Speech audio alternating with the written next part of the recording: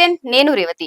Adani group మన దేశంలోనే నేరానికి పాల్పడిందని ప్రభుత్వ పెద్దలు అధికారులకు ముడుపులు ముట్టజెప్పిందని అమెరికా ప్రాసిక్యూటర్లు న్యూయార్క్ కోర్టులో ఛార్జ్ షీట్ దాఖలు చేసినా ఇప్పటి వరకు కేంద్ర ప్రభుత్వం స్పందించలేదు.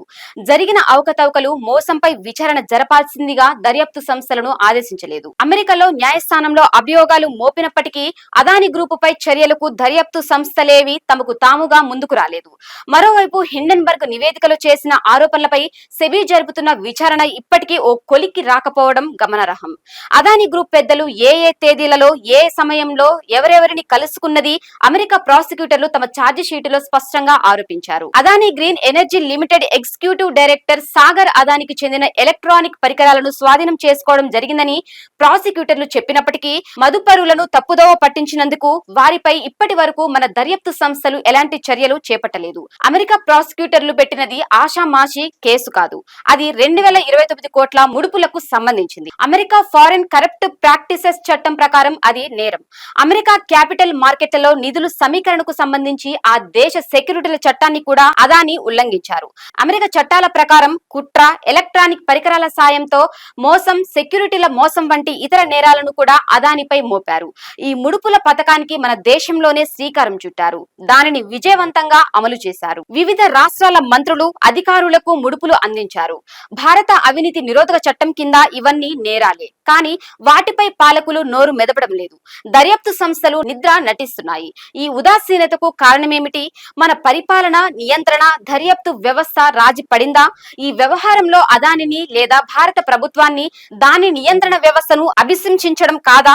Solar energy corporation of India అనేది కేంద్ర ప్రభుత్వ రంగ సంస్థ 12 మెగావాట్ల సౌర విద్యుత్ ఉత్పత్తి కోసం టెండర్లను ఆహ్వానించింది. అదే ముడుపుల పథకానికి కేంద్ర బిందువుగా మారింది. సౌర విద్యుత్తును కొనుగోలు చేసేందుకు ఏజీఈఎల్ అజూర్ పవర్ తో సెకీ విద్యుత్ అమ్మకపు ఒప్పందాలు చేసుకుంది.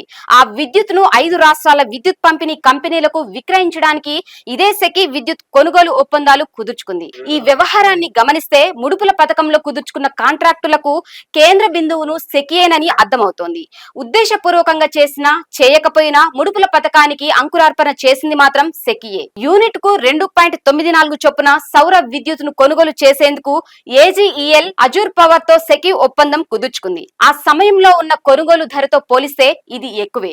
అయితే ఎక్కువ ధరకు కొనుగోలు చేసిన సౌర విద్యుత్ ను డిస్కంలకు సెకీ విక్రయించలేకపోయింది.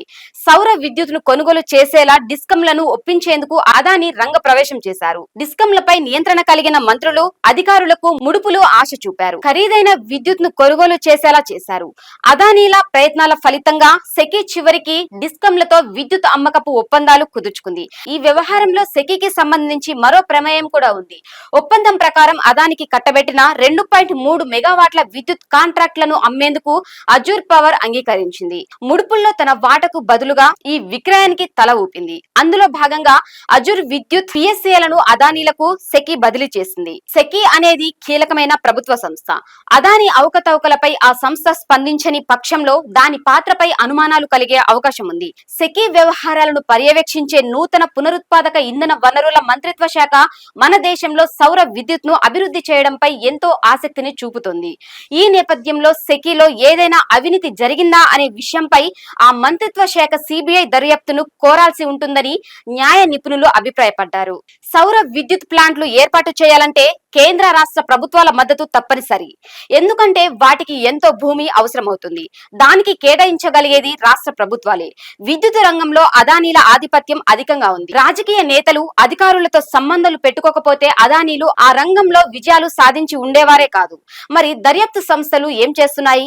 ప్రతిపక్ష ముఖ్యమంత్రులు, మంత్రులు, అధికారులు, వ్యాపారాలను అరెస్టు చేయడంలో సిబిఐ, ఈడీలు బిజీగా ఉన్నాయి. పాలకులకు సన్నిహితంగా ఉండే వారి జోలికి మాత్రం ఏవి వెళ్లడం లేదు. చర్యలేవి? హిండెన్బర్గ్ సంస్థ అందజేసిన 2 నివేదికలపై సెబీ తీసుకున్న చర్యలేమిటో తెలియడం లేదు. సుప్రీంకోర్టు ఆదేశాల మేరకు తొలి నివేదికపై దర్యాప్తు జరిపినా దానిని బహిర్గతం చేయలేదు.